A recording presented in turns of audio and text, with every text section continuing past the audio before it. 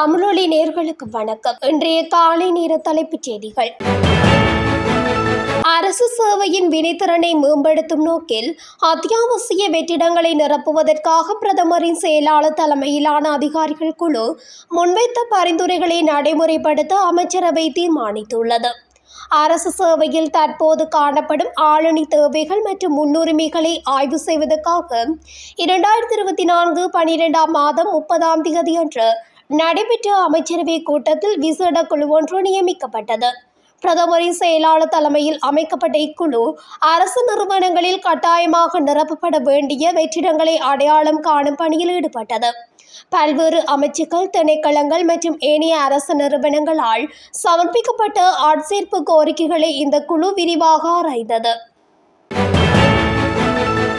தற்போது அரசாங்கத்தால் ஆரம்பிக்கப்பட்டுள்ள 6ஆம் தரத்திற்கான கல்வி சீர்திருத்தங்களை மீண்டும் மீளாய்வு செய்து 2027ஆம் ஆண்டில் ஆரம்பிப்பதற்கு அமைச்சரவை தீர்மானித்துள்ளது. அமைச்சரவை தீர்மானங்களை அறிவிக்கும் ஊடகவியலாளர் சந்திப்பில் கலந்து கொண்டு அமைச்சர் கலாநிதி நலிந்த ஜேதிச தெரிவித்தார். எனினும் 1ஆம் தரத்திற்கான கல்வி சீர்திருத்தங்கள் இவ்வாண்டு எவ்வித மாற்றமுமின்றி நடைமுறைப்படுத்தப்படும் என அறிவிக்கப்பட்டுள்ளது. சர்ச்சைக்குரிய 6ஆம் தர ஆங்கிலம் கற்றல் தொகுதி தொடர்பாக குற்றப்புலனாய்வு திணைக்களம் மற்றும் கல்வி அமைச்சு முன்னெடுத்த விசாரணை அறிக்கைகளின் முடிவுகளின் அடிப்படையில் அதற்கு பொறுப்பு கூற வேண்டிய அதிகாரிகளுக்கு எதிராக தேசிய கல்வி நிறுவனத்தின் நிர்வாக சபை ஒழுக்காற்று நடவடிக்கை எடுக்க உள்ளதாக அமைச்சர் நலிந்த ஜேதிச இதன்போது தெரிவித்தார். அரசாங்கத்தின் புதிய கல்வி சீர்திருத்தங்கள் குறித்து கலந்துரையாடுவதற்காக ஜனாதிபதி அனுரகுமார திசாநாயக்க மற்றும் பிரதமர் ஹரணியமர சூரிய ஆகியோர் நேற்று பிற்பகல் ஜனாதிபதி செயலகத்தில் ஆசிரியர் தொழிற்சங்க பிரதிநிதிகளை சந்தித்தனர். இதன்போது கல்வி சீர்திருத்தங்களின் அவசியத்தை ஏற்றுக்கொண்ட தொழிற்சங்கங்கள் 6ஆம் தர பாடத்திட்டத்தில் மாற்றங்கள் செய்யப்பட வேண்டும் என்பதை வலியுறுத்தியதுடன் அரசாங்கத்துடன் இணைந்து செயற்பட விருப்பம் தெரிவித்தனர். தேசிய கல்வி ஆணைக்குழு, தேசிய கல்வி நிறுவனம், கல்வியலாளர்கள், சட்டத்தரணிகள், பேராசிரியர்கள் மற்றும் தொழிற்சங்க பிரதிநிதிகளை உள்ளடக்கிய ஒரு முறையான பொறிமுறையின் கீழ் இந்த செயற்பாடுகள் அமைய வேண்டும் என தொழிற்சங்கங்கள் முன்மொழிந்தன. கடுவில கொழும்பு வீதியில் பயணித்த வாகனங்களை தாக்கியதாக கூறப்படும் உந்துர்லி ஓட்டுநர் ஒருவரை வெளிகட காவல்துறையினர் கைது செய்துள்ளனர். நேற்று மாலை நடைபெற்ற இந்த சம்பவத்தின் காணொளி சமூக ஊடகங்களில் பரவியது. இந்த நிலையில் குறித்த சந்தேக நபரை காவல்துறையினர் துரத்தி சென்று கைது செய்ததாக தெரிவிக்கப்பட்டுள்ளது. இந்த தாக்குதலில் குறைந்தது 4 வாகனங்கள் சேதமடைந்துள்ளன. இந்த நிலையில் ராகம பகுதியைச் சேர்ந்த 29 வயதுடைய குறித்த சந்தேக நபர் நேற்று நீதிமன்றில் முன்னிலைப்படுத்தப்பட்டார். அசிஸ்மெண்ட் நலன்புரி திட்டத்தின் கீழுள்ள குடும்பங்களின் பிள்ளைகளுக்கு பாடசாலை உபகரணங்களை கொள்வனவு செய்வதற்காக ஒரு பிள்ளைக்கு 6000 ரூபாய் வீதம் கொடுப்பனவு வழங்குவதற்கு அமைச்சரவை அங்கீகாரம் வழங்கியுள்ளது. அசிஸ்மெண்ட் திட்டத்தில் உள்ள குடும்பங்களைச் சேர்ந்த பாடசாலை மாணவர்கள் நலன்புரி நன்மைகள் சபை ஊடாக இக்கொடுப்பனவை பெறுவர். அத்துடன் அசிஸ்மவில் உள்வாங்கப்படாத 300க்கும் குறைவான மாணவர்களை கொண்ட பாடசாலைகளில் பயிலும் மாணவர்களும் பிரிவினாக்கள் மற்றும் துறவு பெண்கள் ஆசிரமங்களில் கல்வி பயில்கின்ற மாணவர்கள், துறவு மாணவர்கள் மற்றும் சிறுவர் அபிவிருத்தி நிலையங்களில் தங்கியிருந்து பாடசாலை செல்லும் மாணவர்கள் ஆகியோரும் குறித்த கொடுப்பனவை பெற்றுக்கொள்ள தகுதியுடையவர்களாவர்.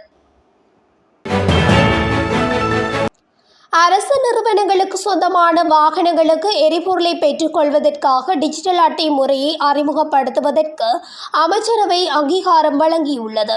இந்த புதிய நடைமுறையினூடாக எரிபொருள் தேவைக்கேற்ப நிகழ்நிலை வங்கி முறைமையினூடாக அதற்குரிய பணத்தை மீள செலுத்த முடியும். மேலும் தனிநபர்களின் தலையீடு குறைவடைவதால் அதிக வெளிப்படைத்தன்மையுடனும் வினைத்திறனுடனும் எரிபொருளை பெற்றுக்கொள்ள வழிவகுக்கும். அத்துடன் முறையற்ற எரிபொருள் பயன்பாட்டை கட்டுப்படுத்த இது உதவும் என தெரிவிக்கப்பட்டுள்ளது. தற்போது இலங்கை வங்கி மற்றும் இலங்கை கனியவள கூட்டுத்தாபனம் ஆகியோர் இணைந்து இந்த டிஜிட்டல் அட்டை முறையை அறிமுகப்படுத்தியுள்ளன.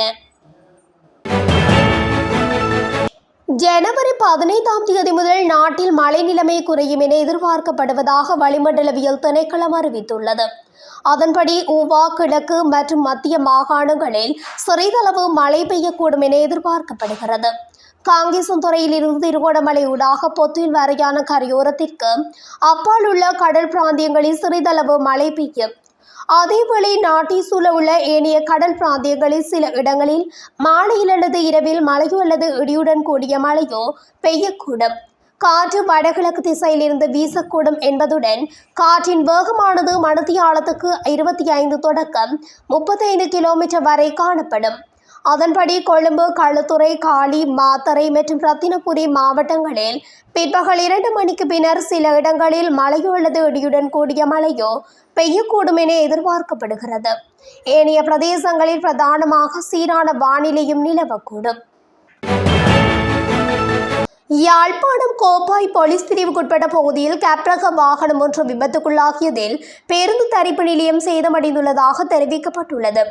யாழ்ப்பாணத்தில் இருந்து பருத்தித்துறை நோக்கி பயணித்துக் கொண்டிருந்த குறித்த வாகனமானது வெகு கட்டுப்பாட்டை இழந்து நீர்வேலி கந்தசுவாமி கோவில் சந்தி பகுதியில் உள்ள பேருந்து தரிப்பிடத்துக்குள் புகுந்து விபத்துக்குள்ளாகியுள்ளது. கிளிநொச்சியில் உள்ள தனியார் தொழிற்சாலை ஒன்றில் சுமார் 50 மில்லியன் ரூபாய் மோசடி செய்த தென்னிலங்கையர்கள் 2 கைது செய்யப்பட்டுள்ளனர்.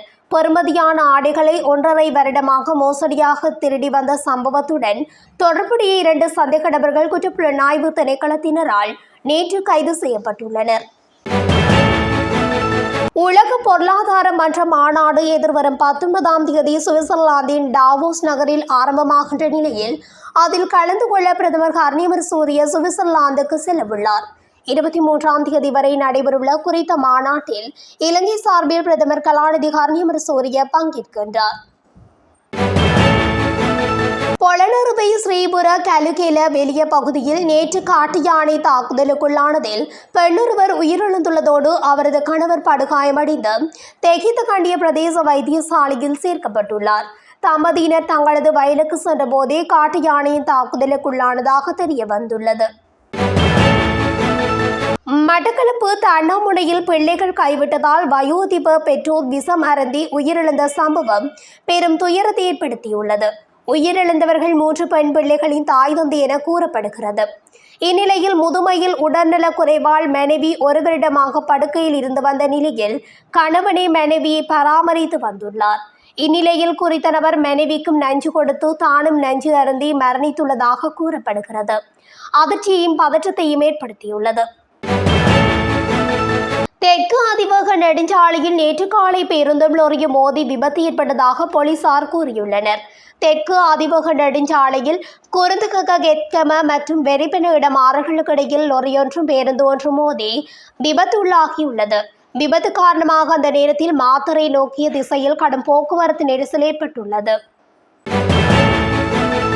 சொந்தமாக ஒரு இடம் ஒரு அழகான வாழ்க்கை என்ற துணைப்பொருளில் ஜனவரி 11ஆம் தேதி யாழ்ப்பாணத்தில் 2026 தேசிய வீட்டு வசதி திட்டம் தொடங்கப்படும் என்று வீடமைப்பு, கட்டுமான மற்றும் நீர்வளங்கள் பிரதி அமைச்சர் DP சரத் தெரிவித்துள்ளார்.